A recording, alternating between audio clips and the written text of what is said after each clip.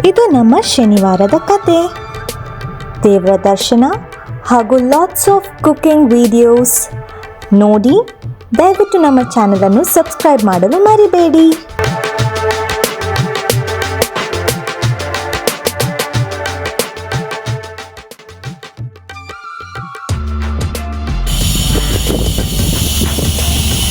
ನಮಸ್ಕಾರ ಎಲ್ಲರಿಗೂ. ಇವತ್ತು ಶನಿವಾರ.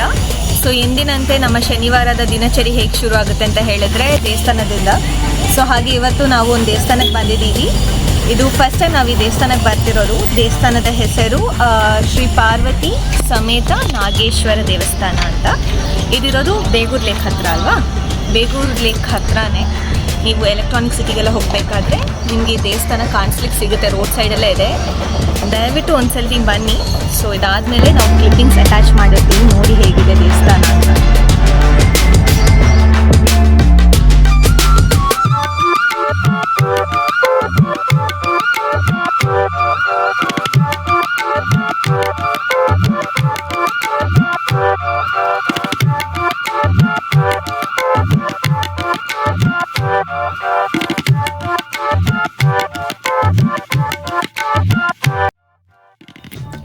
ಇದು ಶ್ರೀ ಪಂಚಲಿಂಗೇಶ್ವರ ಸ್ವಾಮಿಯ ಸನ್ನಿಧಿ.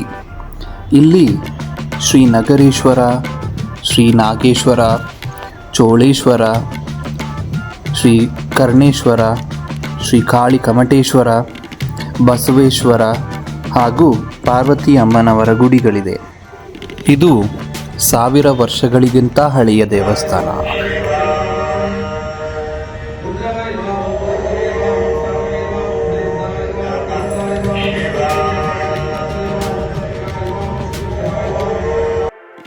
ದೇವರ ದರ್ಶನ ಆದಮೇಲೆ ಒಂದೊಳ್ಳೆ ಬ್ರೇಕ್ಫಾಸ್ಟ್ ಟೈಮ್.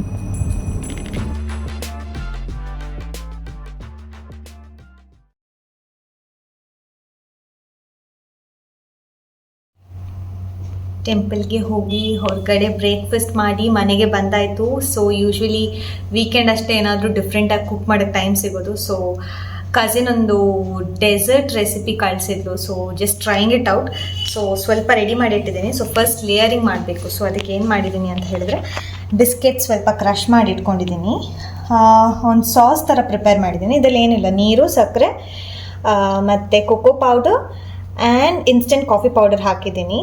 ಸೊ ಇದನ್ನು ಹಾಕ್ಕೊಂಡು ಮಿಕ್ಸ್ ಮಾಡ್ಕೊಳ್ಬೇಕು. ಬಿಸ್ಕೆಟ್ ಸ್ವಲ್ಪ ಬಿಸಿ ಇರಬೇಕಾದ್ರೆ ಹಾಕ್ಕೊಳ್ಬೇಕು. ಆ್ಯಂಡ್ ನೋಡ್ಕೊಂಡು ಹಾಕ್ಕೊಳ್ತೀನಿ. ಬಿಕಾಸ್ ನಾನು ಫಸ್ಟ್ ಟೈಮ್ ಟ್ರೈ ಮಾಡೋದ್ರಿಂದ ಫುಲ್ ಸಾಗಿ ಆಗೋದು ಬೇಡ. ಬಟ್ ಒಂಥರ ಡೋ ಥರ ಪ್ರಿಪೇರ್ ಆಗಬೇಕಿದು.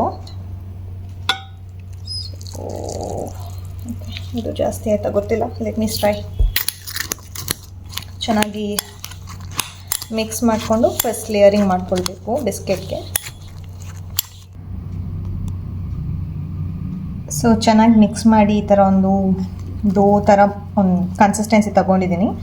ಸೊ ಯಾವ ಬೌಲಲ್ಲಿ ನೀವು ಅಥವಾ ಯಾವ ಡಿಶಲ್ಲಿ ನೀವು ಡೆಸರ್ಟ್ ಮಾಡ್ತೀರಾ ಆ ಡಿಶ್ಗೆ ಅದನ್ನು ಹಾಕಿಬಿಟ್ಟು ಒಂದು ಲೇಯರ್ ಥರ ಸೆಟ್ ಮಾಡ್ಕೊಳ್ಬೇಕು.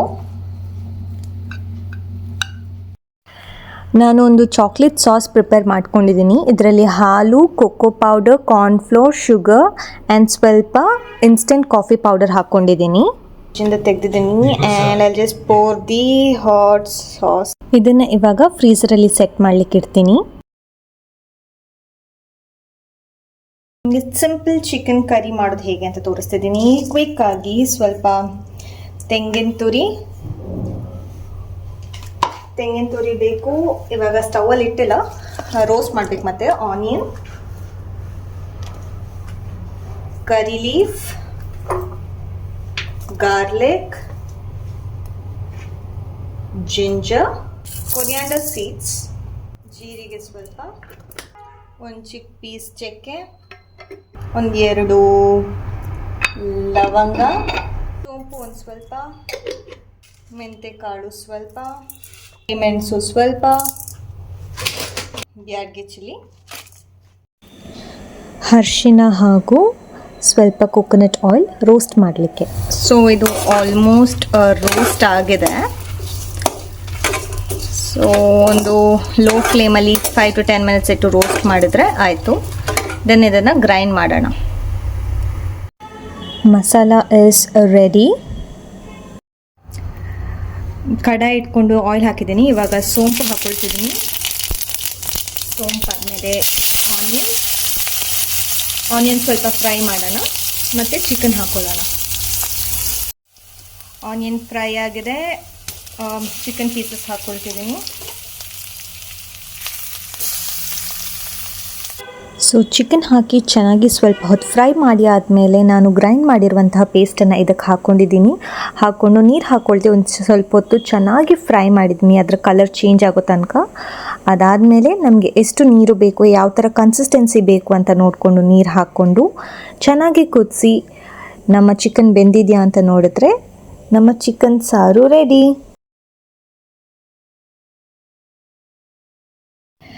ಇಲ್ಲಿ ನಾನು ನೆಕ್ಸ್ಟ್ ಚಿಕನ್ ಪೇಶಾವರಿ ಕಬಾಬ್ ಮಾಡ್ತಿದ್ದೀನಿ. ಸೊ ಅದಕ್ಕೆ ನಾನು ಮಿನ್ಸ್ ಚಿಕನ್ ತಗೊಂಡಿದ್ದೀನಿ, ಸಣ್ಣದಾಗಿ ಹೆಚ್ಚಿರುವಂತಹ ಈರುಳ್ಳಿ ಹಾಗೆ ಟೊಮ್ಯಾಟೊ, ಆ್ಯಂಡ್ ನೆಕ್ಸ್ಟ್ ಇದಕ್ಕೆ ಶುಂಠಿ, ಬೆಳ್ಳುಳ್ಳಿ, ಮೆಣಸು ಹಾಗೂ ಕೊತ್ತಂಬರಿ ಸೊಪ್ಪನ್ನು ಪೇಸ್ಟ್ ಮಾಡಿದ್ದೀನಿ, ಅದನ್ನು ಸಹ ಇದಕ್ಕೆ ಹಾಕ್ಕೊಳ್ತಿದ್ದೀನಿ.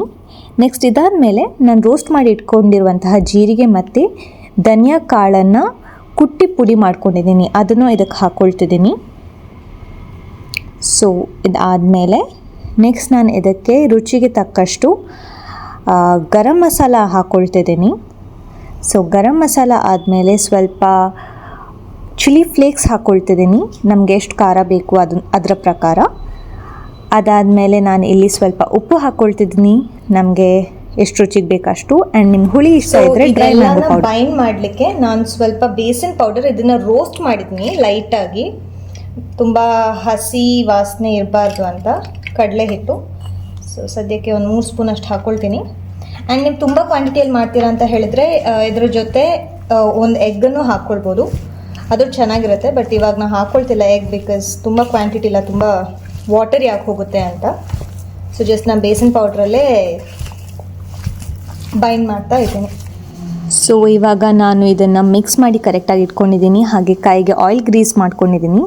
ಸೊ ನಮಗೆ ಎಷ್ಟು ದೊಡ್ಡದು ಬೇಕು ಕಬಾಬ್, ಅದರ ಪ್ರಕಾರ ಒಂದು ಬಾಲ್ ಸೈಜ್ ಮೀಟ್ ತಗೊಂಡು ಅದನ್ನು ರೋಲ್ ಮಾಡಿ ಐ ಹ್ಯಾವ್ ಜಸ್ಟ್ ಫ್ಲ್ಯಾಟನಿಂಗ್ ಇಟ್. ತುಂಬ ದಪ್ಪನೂ ಅಲ್ಲ, ತುಂಬ ತೆಳುನೂ ಅಲ್ಲ, ಆ ಥರ ಫ್ಲ್ಯಾಟನ್ ಮಾಡಿ ಇಟ್ಕೊಂಡಿದ್ದೀನಿ. ಆ್ಯಂಡ್ ನಾವು ಇಮಿಡಿಯೇಟಾಗಿ ಬೇಕಿದ್ರೂ ಫ್ರೈ ಮಾಡ್ಕೊಳ್ಬೋದು, ಅಥವಾ we can just refrigerate this and then ಯಾವಾಗ ಬೇಕು ಆವಾಗ ತಗೊಂಡು we can fry this kebabs.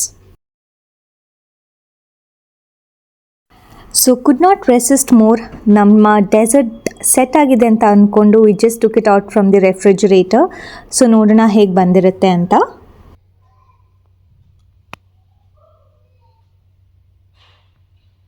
ನೀಕಿಕ್ಕ task, ನಿಮಗೆ ಒಂದು ಟಾಸ್ಕ್, ಅದನ್ನು ಹೆಂಗೋ ಕಟ್ ಮಾಡಿ ಆ ಬೌಲ್ಗೆ ಹಾಕಿ. ಕಾಂಪ್ಲಿಕೇಟೆಡ್ ಟಾಸ್ಕ್ ನಿಮಗೆ. Okay, nothing is complicated in life. ನೋಡೋಣ. ಓ ರಿಯಲಿ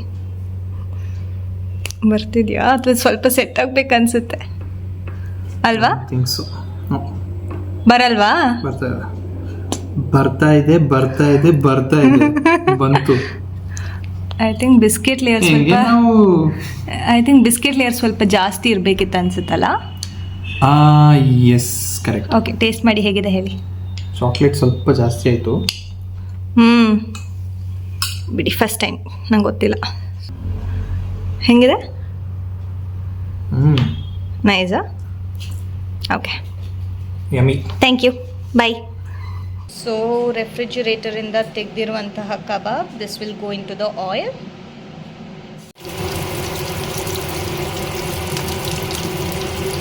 ಇಲ್ಲಿ ಪೇಶಾವರಿ ಕಬಾಬ್ ಫ್ರೈ ಆಗ್ತಿದೆ, ಇಲ್ಲಿ ನಾರ್ಮಲ್ ಕಬಾಬ್ ಫ್ರೈ ಆಗ್ತಿದೆ.